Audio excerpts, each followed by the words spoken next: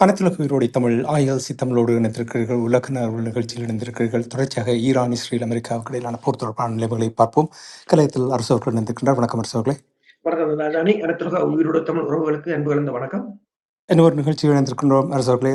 தொடர்ச்சியாக இந்த போர் தொடர்பான நிலைமைகளை பார்ப்போம். முதலில் எங்களுடைய உறவுகளுக்கு இன்று 37வது நாள் எவ்வாறு இருக்கின்றது காலநிலை என்றதை கூறுவீர்களா?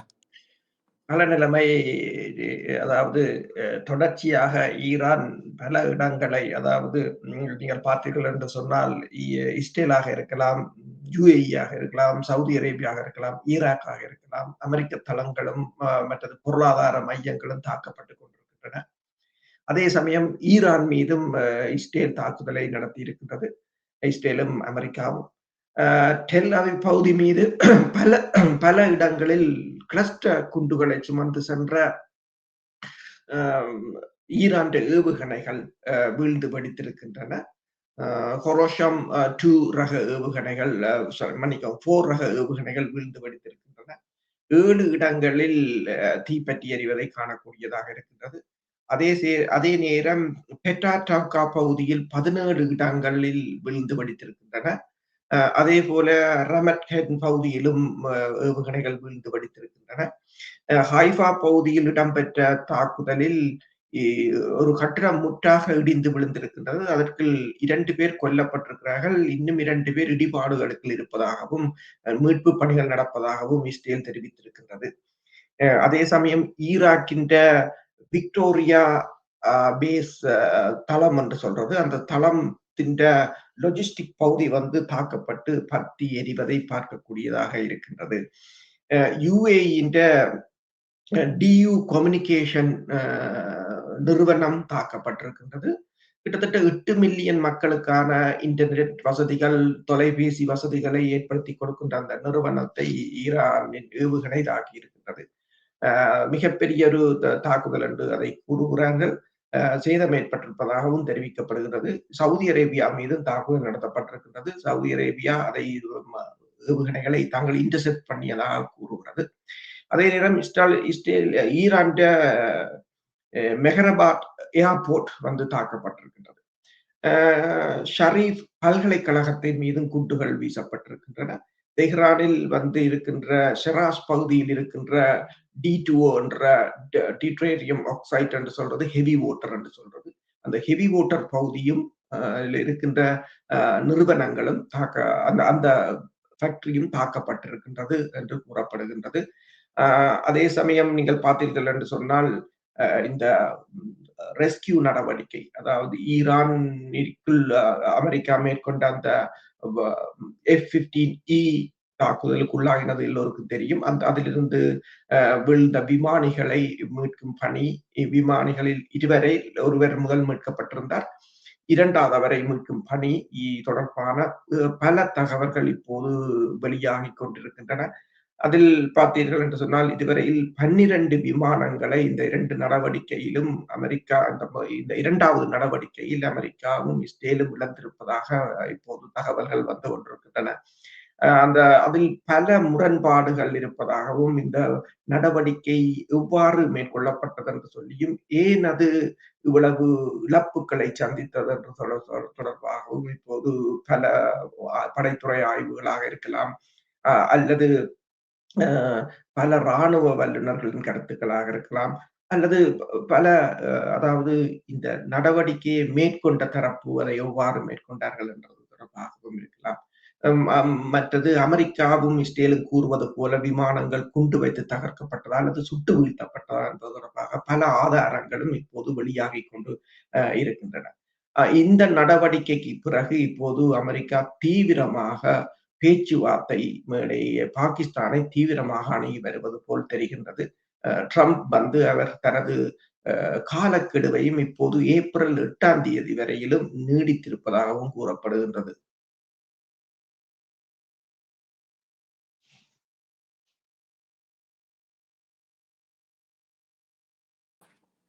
அரசர்களே, நீங்கள் அந்த மீட்பு பணி தொடர்பாக கூறும் பொழுது நிறைய தகவல்கள் வந்து கொண்டிருக்கின்ற என்று நீங்கள் கூறினீர்கள். என்ன மேலதிக தகவல்கள் வந்திருக்கின்ற என்று கூறுவீர்களா?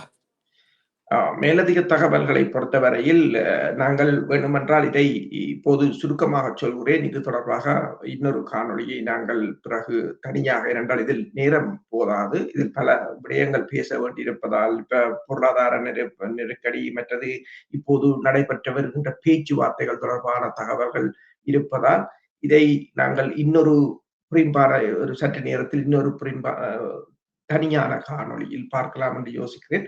ஆனாலும் என்னென்று சொன்னால், இந்த மீட்பு நடவடிக்கை வந்து பல பிரச்சனைகளை தோற்றுவித்திருக்கிறது. ஏனென்று சொன்னால், இந்த படையினர் இறங்கிய இடம் வந்து 300 கிலோமீட்டர் தூரமாக இருக்கின்றது. அந்த ராணுவ அந்த அந்த கேர்னல் அதிகாரி இருந்த மலைப்பகுதிக்கும் இவர்கள் தரையிறங்கி அமைத்த வான்படை தளத்துக்கும் தற்காலிக தளத்துக்கும். அடுத்ததாக அந்த தளத்துக்கும் இஸ்ஃபஹான் பகுதியில் இருக்கின்ற ஈரான் அணு மின் நிலையத்துக்கும் இடையில் 30 கிலோமீட்டர் தான் இருக்கின்றது. அங்குதான் இந்த 400 கிலோ வெடி யுரேனியத்தை வைத்திருப்பதாக நம்பப்படுகின்றது. 200 பேர் இறங்கி இருக்கிறார்கள். 2 ராட்சத விமானங்களில் 200 கொமாண்டோக்களை கொண்டு போய் இறக்கி இருக்கிறார்கள். பெருமளவான விமானங்கள் அதில் பங்கு பெற்றிருக்கின்றன. உண்மையில் இது அந்த யுரேனியத்தை கைப்பற்றுவதற்கான ஒரு நடவடிக்கை அல்லது தரை நடவடிக்கை என்று இவர்கள் கூறியது காரணமான பிரச்சனைகள் ஒன்று இருக்கிறது. இது முடிவாக அடுத்ததாக ஆராயப்பட வேண்டும். அடுத்ததாக இந்த வீழ்ந்திருக்கின்ற வெடித்து சிதறி இருக்கின்ற அல்லது அந்த அங்கு நீங்கள் பார்க்கலாம் ஒரே போர்க்களம் போல் கிடக்கின்றது அந்த இடம். ஈரானிய படையினர் அங்கு இதுகளை சேகரித்துக் கொண்டிருக்கிறார்கள். பல பாகங்களில் குண்டு சிதறல்கள் கிடக்கின்றன. இவர்கள் குண்டு வைத்து தகர்த்ததாகத்தான் கூறுகிறார்கள். ஆனால் ஏர் டிஃபென்ஸ் ஏவுகணைகள் வெடித்த ஏவுகணைகள் என்ற சிதறல்கள் பல விமானங்களின் பாகங்களில் கிடக்கின்றன. சில விமானங்கள் நடுவானில் வெடித்து சிதறியாக கூறப்படுகிறது. நடுவானில் வெடித்து சிதறிய விமானங்கள் சிலவற்றில் எஜெக்ஷன் இது கூட இல்லை என்று சொல்கிறார்கள். அது போக்குவரத்து விமானங்கள். அதுல 6 பேர் கொல்லப்பட்டதாக கூறப்படும். இப்படி பெருமளவான கன தகவல்கள் இதில் ஒன்றுக்கு ஒன்று முரணாக இருக்கின்றன. இந்த நேரத்தில் அமெரிக்காவின் செனட் சபை உறுப்பினர், அதாவது ஹவுஸ் ஆஃப் ரெப்ரசன்டேட்டிவ் ஹபராஜ் என்ற ஹவுஸ் ஆஃப் ரெப்ரசன்டேட்டிவ் உறுப்பினர் வந்து அமெரிக்காவின் போர்த்துறை அமைச்சர் பீட் ஹெசத்தை வந்து நாட்டுக்கு அவர் ஒரு அவமானம் என்று சொல்லியும் அசௌகரியம் என்று சொல்லியும் தலைமைக்கு அவர் ஒரு ஃபிட் பண்ண மாட்டார், தலைமை தாங்குவதற்கு அவர் ஏற்றவர் அல்ல என்று சொல்லியும் அவரை உடனடியாக பதவி விலக வேண்டும் என்று சொல்லியும் அதாவது அங்கு நடந்த கேள்வி பதில் நடவடிக்கையின் போது அவரிடம் சில கேள்விகளை கேட்ட பிற்பாடு அவருக்கு நேரே முகத்துக்கு முன்னால் அவ்வளவு பேருக்கு முன்னால் எல்லோரும் தான் அதில் இருந்தார்கள், மார்க்கோ ரூபியோ தொடக்கம் எல்லோரும் அவருக்கு முன்னாலே கூறிவிட்டார், நீர் உடனடியாக இந்த பதவி விலக வேண்டும் என்று பீட் ஹெசத்துக்கு கூறியதையும் பார்க்கக்கூடியதாக இருந்தது. நாங்கள் வேண்டும் என்று சொன்னால் இதை நாங்கள் இன்னொரு காணொளியில் பார்ப்போம். நிச்சயமாக இது தொடர்பாக நிறைய சுவாரஸ்யமான விடயங்கள் இருக்கின்றதை நாங்கள் விரிவாக பார்ப்போம். இனி காலக்கெடு, அதாவது 48 மணி நேர காலக்கெடு கொடுத்திருக்கிறது நேரத்தில் நான் நினைக்கிறேன் இன்னும் ஒரு 12 மணி நேரங்களில் முடிவுக்கு வந்துவிடும். டொனால்ட் ட்ரம்ப் அவர்கள் தாக்குதலை மேற்கொள்வார்கள் என்று நீங்கள் நம்புகிறீர்களா, அல்லது பேச்சுவார்த்தை தான் ஒரே ஒரு வழியாக இங்கே பார்க்கப்படுகின்றதா? டொனால்ட் ட்ரம்பின் காலக்கெடுவை வந்து இப்போது மேற்குலக ஊடகம் என்னென்று கூறிக்கொண்டு செல்லுகிறது என்று சொன்னால், இந்த காலக்கெடு வந்து பெட்ரோல் விலையை விட வேகமாக பின்னகர்ந்து கொண்டிருக்கிறது என்று கூறியிருக்கிறார். பெட்ரோல் விலை ஏறுவதை விட காலக்கெடுவின் கால நீடிப்பு வேகமாக ஏறுகிறது என்று அது கூறியிருக்கின்றது. அதுக்கான பட்டியலையும் அது வெளியிட்டிருக்கின்றது. அது சொல்லி இருக்கின்றது. மார்ச் 21 கூறினார்கள் 48 மணி நேர காலக்கெடு. மார்ச் 23 கூறினார் ட்ரம்ப் 5 நாள் காலக்கெடு போஸ்ட்போன் பண்ணியிருந்தார். மார்ச் 23. மார்ச் 26 கூறினார் ஓகே, பேந்து போஸ்ட்போன் பண்ணார் 10 நாள் காலக்கெடு. பேந்து ஏப்ரல் 4 சொன்னார் ஓகே 10 நாள் காலக்கெடுவில் 48 மணி நேரம் இருக்கிறது. பேந்து ஏப்ரல் 5 சொன்னார் ஓகே, அதை நாங்கள் இன்னும் கொஞ்சம் பின்னுக்கு போடுவோம் ஏப்ரல் 7 என்று.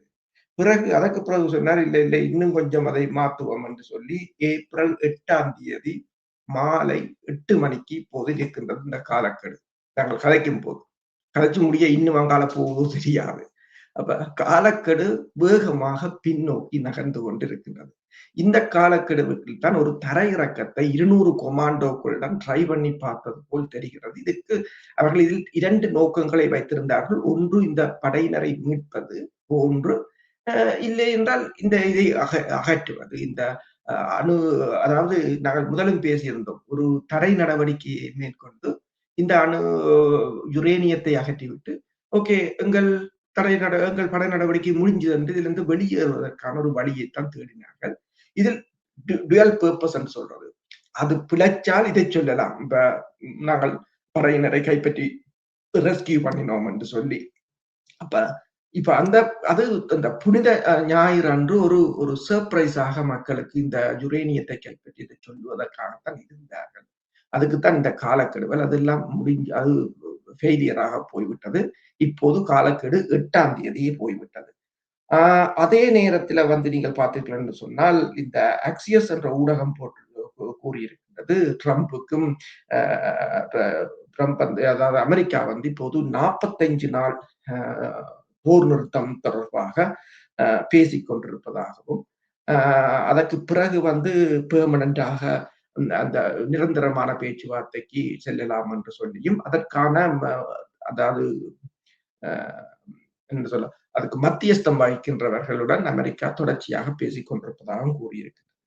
அதே நேரம் நீங்கள் பார்த்தீர்கள் என்று சொன்னால் ஈரான் சொல்லி இருக்கின்றது என்னென்று சொன்னால் ஹோர்முஸ் நீரிணை இப்போதைக்கு திறக்கப்பட மாட்டாது.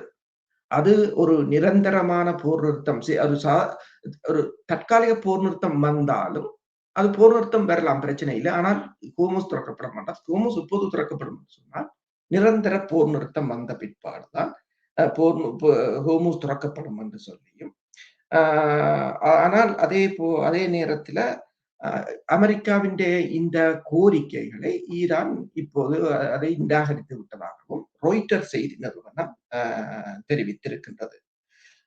அப்ப அதே சமயம் ஜிம்பாப்வே ஈரானில் இருக்கின்ற ஜிம்பாப்வே தூதரகம் ஒரு தகவலை வெளியிட்டிருக்கின்றது. we have lost the key என்று சொல்லி ஹோர்முஸ் நீரிணைன்ற திறப்பை துளைத்து விட்டோம் என்று ஜிம்பாப்வே தூதரகம் தெரிவித்திருக்கின்றது. அதற்கு ஈரான் பதில் அளித்திருக்கின்றது. கீ ஃப்ளவர் பொட்டுக்கு கீழே இருக்கிறது, அதை நண்பர்கள் தேவை என்றால் எடுத்துக்கொள்ளலாம் என்று ஈரான் அதற்கு போட்டிருக்கின்றது. இதே நேரத்தில் பார்த்தீங்கன்னு சொன்னால் இஸ்லாமாபாத் உடன்பாடு என்றொன்றை பாகிஸ்தான் இப்போது தயாரித்துக் கொண்டிருக்கிறது.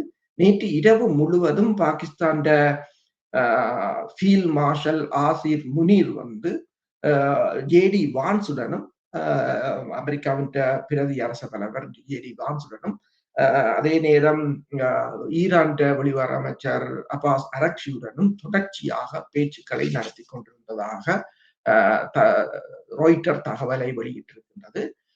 இப்போது மேலதிகமாக அவர்கள் கூறுகிறார்கள் இது 2 ஃபேஸ் என்று சொல்றது, 2 அடுக்குகளை கொண்ட ஒரு உடன்பாடு என்று சொல்லியும், அதாவது முதலாவதுல என்னென்று சொன்னால் இமீடியட் ஃபேஸ் அதாவது உடனடியான நடவடிக்கை என்னென்று சொன்னால் 2 பக்கமும் ஸ்ட்ரைட்டாவே போர் நிறுத்தம் சீஸ்ஃபயரை உடனடியாக. அடுத்தது ஹோர்முஸை ஓயிலுக்காக மட்டுமாவது உடனடியாக திறப்பது. இரண்டாவது அது இரண்டாவது ஃபேஸை அவர்கள் 15 தொடக்கம் 20 நாட்களுக்கு போடுகிறார்கள். முதலாவது ஃபேஸ் ஆரம்பிச்சு 15 தொடக்கம் 20 நாட்களுக்கு 2 கிழமைக்கு பிறகு ஒரு ஃபைனல் காம்ப்ரிஹென்சிவ் பீஸ் டீல் நெகோசியேட்டட் என்று சொல்லி ஒரு இறுதியான தீர்வுக்கான ஒரு சமாதான பேச்சுவார்த்தை என்று சொல்லியும் அதை ஒரு தற்காலிகமாக இஸ்லாமாபாத் அக்கோர்ட் என்று சொல்லி இஸ்லாமாபாத் உடன்பாடு என்று சொல்லியும் அழைக்கப்படும். அதற்கு அடுத்த திட்டமாக ஃபைனல் டீல் என்று சொன்னால் ஈரான் இந்த நியூக்ளியர் புரோகிராமை லிமிட் பண்றது, அதை கட்டுப்படுத்துவது, அதாவது அணு ஆயுதத்தை செய்ய போவதில்லை என்று சொல்வது. அதைத்தான் அவர்கள் இவ்வளவு காலமும் சொல்லிக் கொண்டிருந்தார்கள். அப்ப இதுல பாத்தீங்கன்னு சொன்னா இந்த ஏவுகணையை மட்டுப்படுத்துவது வேற ஒன்றும் இதுல இல்ல. ஆக இந்த நியூக்ளியர் இதை மட்டுப்படுத்துவது என்று ஒரு அது அதை ஈரான் செய்ய வேண்டும் ஃபைனலா. அதற்கு ரிட்டர்னாக என்றால் அமெரிக்கா என்ன செய்ய ஈரான் இதை செய்தால் அமெரிக்கா என்ன செய்யும் என்று சொன்னால் ஈரான் மீதான முழுமையான தடைகளையும் அகற்றுவது. ஈரான் ஃப்ரோசன் அதாவது தடை செய்யப்பட்டு அல்லது கையகப்படுத்தப்பட்ட சொத்துக்கள் அனைத்தையும் திருப்பி ஒப்படைப்பது. அதற்கு பிறகு இந்த ஹோர்மூஸ் பாதுகாப்பு தொடர்பாக ஒரு பிராந்திய போர்டர் ரீஜனல் ஃப்ரேம்வொர்க் என்று சொல்றது. பிராந்தியத்தில் அதுக்கான ஒரு கட்டமைப்பை உருவாக்குவது என்று ப்ரப்போசல் ஒன்றை இப்போது இஸ்லாமாபாத் ப்ரப்போசல் ஒன்றை அசீர் முனீர் வந்து கொண்டு வந்திருக்கின்றார். அதற்கு வந்து இப்போது ஈரான் அதிகாரிகள் ராய்ட்டருக்கு என்ன தெரிவித்திருக்கிறார்கள் என்று சொன்னால், தாங்கள் இந்த திட்டத்தை ப்ரப்போசலை வந்து பெற்றிருக்கிறோம், உங்களுக்கு அனுப்பியிருக்கிறார்கள், ஜேடி வேன்ஸுக்கும் அனுப்பியிருக்கிறார்கள். ஆனால் நாங்கள் இன்னும் அதை இந்த டெட்லைன் அதுகளை தொடர்பாக இன்னும் நாங்கள் முடிவெடுக்கவில்லை, அதை இன்னும் ஏற்றுக்கொள்ளவும் இல்லை உத்தியோகபூர்வமாக என்று அவர்கள் கூறியிருக்கிறார்கள். இப்போ நீங்கள் இந்த ஹோமூஸ் நீரினை திறக்க மாட்டோம் ஒரு நிரந்தர தீர்வு என்று கூறும் பொழுது இது ஈரானுக்கு ஒரு பலமான நிலையை இந்த முடக்கி இருப்பது பலமான நிலைமையை பலமான ஒரு நிலையை கொடுக்கிறதா, அல்லது இப்போ டொனால்ட் ட்ரம்ப் அவர்கள் விரக்தியில் இருக்கின்றார், அவர் வெற்றியை பெற்றுவிட்டேன் என்று கூறினாலும் கூட நீங்கள் ஏற்கனவே இந்த பொருளாதாரம் தொடர்பாக கூறும் பொழுது பெரிய ஒரு சிக்கல் இருக்கின்றார். அப்படின்றால் தாக்குதல் நடத்துவதற்கான வாய்ப்புகள் இருக்கிறதா?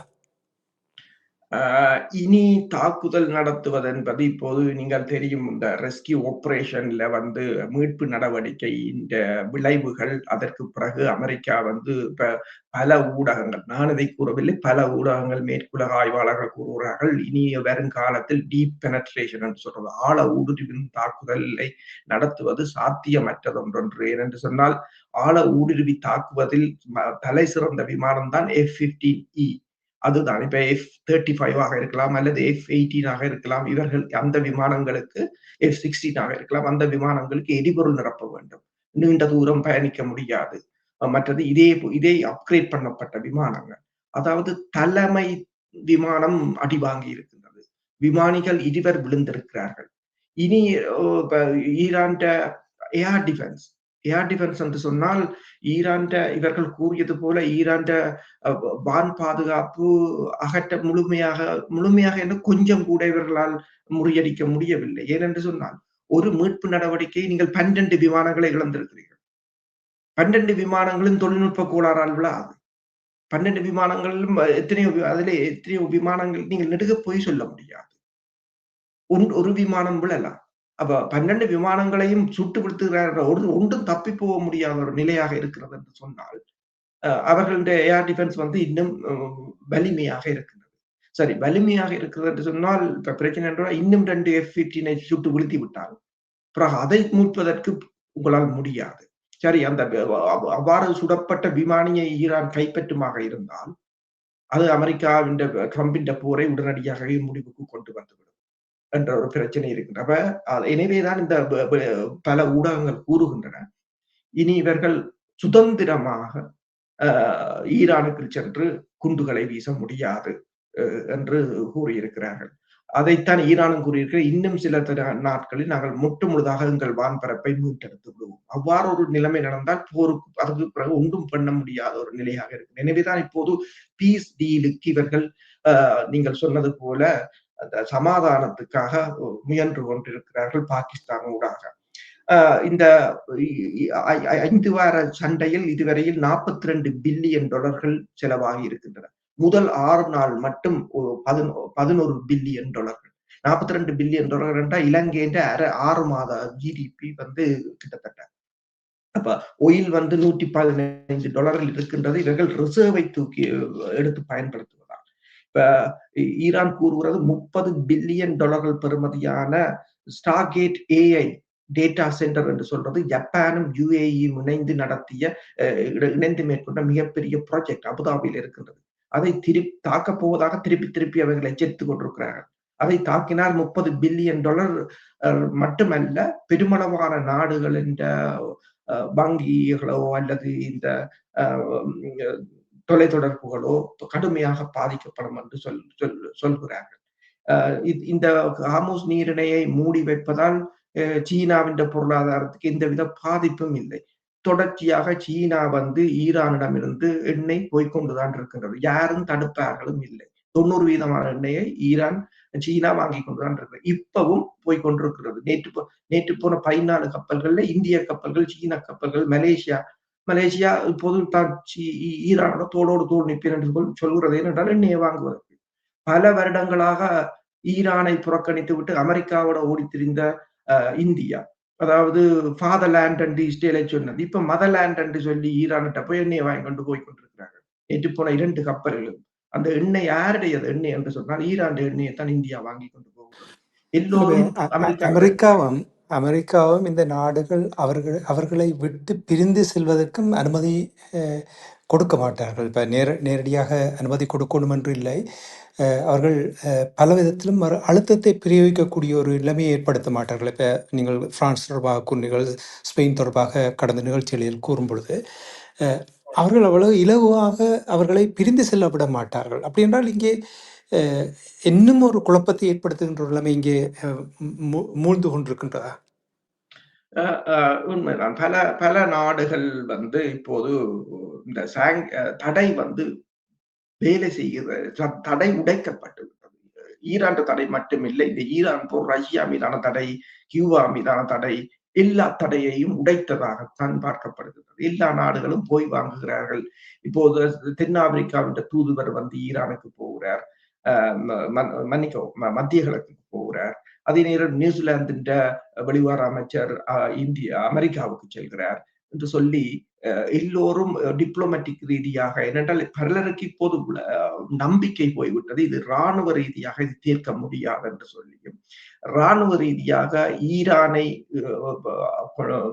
முறியடிப்பதற்கான பலம் அமெரிக்காவிடமோ இஸ்ரேலிடமோ இல்லை என்பதை எல்லோரும் மெல்ல மெல்ல உணர்ந்திருக்கிறார்கள். நீங்க பாருங்கள், இப்ப 5வது வாரத்துல இப்ப கூடி இஸ்ரேலின் 15 இடங்கள் ஒரு நகரத்தின், இன்னொரு நகரத்தின் 7 இடங்கள், ஹைஃபாவில கட்டிடம் இடிந்து விழுந்து அதற்கு இப்போது மீட்பு பணிகள் நடந்து கொண்டு, இன்னும் ஏவுகணைகள் சுதந்திரமாக வெடித்துக் கொண்டுதான் இருக்கின்றன.